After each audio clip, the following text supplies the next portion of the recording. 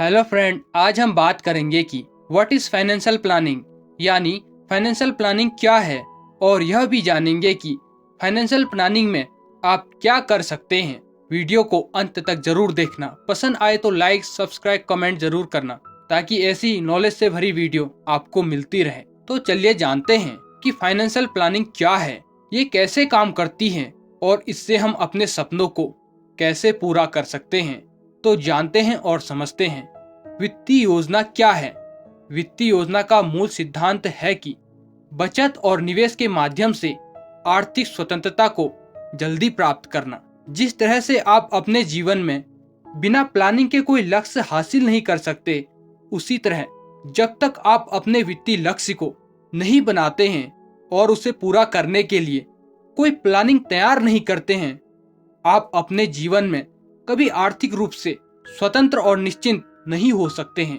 Financial planning का मतलब यही होता है कि अपने वित्तीय जोखिम को कम करना और अपने पैसे को इस तरह से व्यवस्थित या प्रबंधित करें कि आप अपने आर्थिक लक्ष्य को यानी फाइनेंशियल गोल को समय पर प्राप्त कर सकते हैं, और उसी हिसाब से आप अपने लिए कारगर वित्तीय योजना बना सकते हैं। अब बात करते हैं what is personal finance and planning यानी पर्सनल फाइनेंस और प्लानिंग क्या है। पर्सनल फाइनेंस एक ऐसा विषय है जो हमारी व्यक्तिगत आर्थिक स्थिति से सीधे सीधे संबंधित होता है। इसमें हम अपने पैसे को मैनेज करना, बचत करना, वित्तीय लक्ष्य, फाइनेंशियल प्लानिंग तय करना और अपने रोजगार को आगे बढ़ाएं, यह सब सीखते हैं। अब आप समझ चुके होंगे पर्सनल फाइनेंस हमारे व्यक्तिगत आर्थिक सुधार यानी पर्सनल इकोनॉमी इम्प्रूवमेंट के लिए कितना जरूरी है। अब इसको उदाहरण से समझते हैं। अगर आपकी एक महीने की इनकम 50,000 रुपए है तो स्पेंड एंड सेविंग यानी खर्चा और बचत दो भागों में विभाजित करना होगा, और इसका अनुपात 30-70 होना चाहिए, जिसमें आपकी कमाई का 30% हिस्सा बचत के लिए और 70% हिस्सा खर्चे के लिए होना चाहिए। आपको यह तय करना होगा कि आप कितना पैसा खर्च कर सकते हैं और कितना बचत कर सकते हैं। आप अपनी आय के हिसाब से निवेश कर सकते हैं ताकि आपकी आर्थिक स्थिति में सुधार आ सके, और इसमें छोटा मोटा निवेश भी शामिल हो सकता है, जैसे बैंक में डिपॉजिट या म्यूचुअल फंड में पैसा लगाना।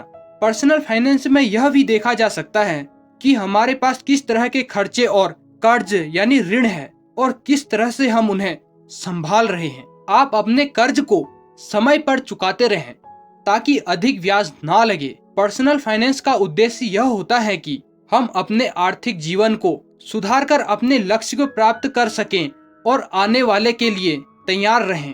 अब बात करते हैं what are the 5 areas of personal finance. Personal finance में 5 क्षेत्र कौन से हैं। अब हम बात करेंगे कि पर्सनल फाइनेंस में 5 सबसे महत्वपूर्ण क्षेत्र जो पर्सनल फाइनेंस के सभी पहेली को टक्कर देते हैं। नंबर 1, बजट जरूर बनाएं।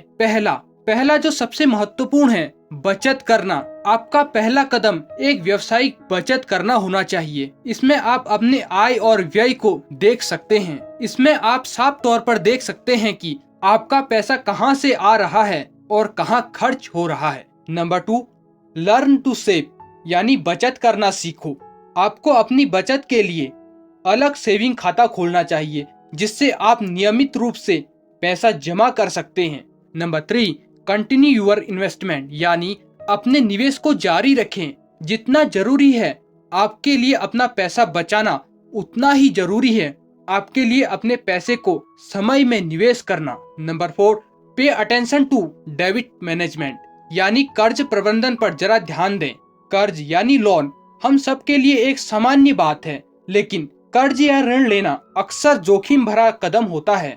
हमें कर्ज लेने से पहले यह जांच परख कर लेनी चाहिए कि हमारे लिए कितना कर्ज लेना सुरक्षित है, हमें कम ब्याज पर कहां से ऋण मिल सकता है, और अधिक ब्याज वाले लोन से हमें बचना चाहिए। Number 5, make necessary afford your financial security यानी वित्तीय सुरक्षा के लिए जरूरी प्रयास करें। पर्सनल फाइनेंस में वित्तीय सुरक्षा भी एक महत्वपूर्ण भाग है। आपको आर्थिक सुरक्षा के लिए वित्तीय सुरक्षा, निजी और जीवन बीमा पर भी ध्यान देना चाहिए। अब बात करते हैं बेनिफिट्स ऑफ फाइनेंशियल प्लान यानी वित्तीय योजना के लाभ। नंबर 1, एक वित्तीय योजना में आपकी आय और व्यय की गहन जांच शामिल होती है। नंबर 2, यह हर समय आपकी वित्तीय परिस्थिति के बारे में आपकी समझ में सुधार कर सकता है। नंबर 3, यह महत्वपूर्ण लघु और दीर्घकालीन वित्तीय लक्ष्य स्थापित कर सकता है। नंबर 4, यह आपको वित्तीय परेशानी से दूर कर सकता है और अतीत में आपको दोबारा अनुभव किए गए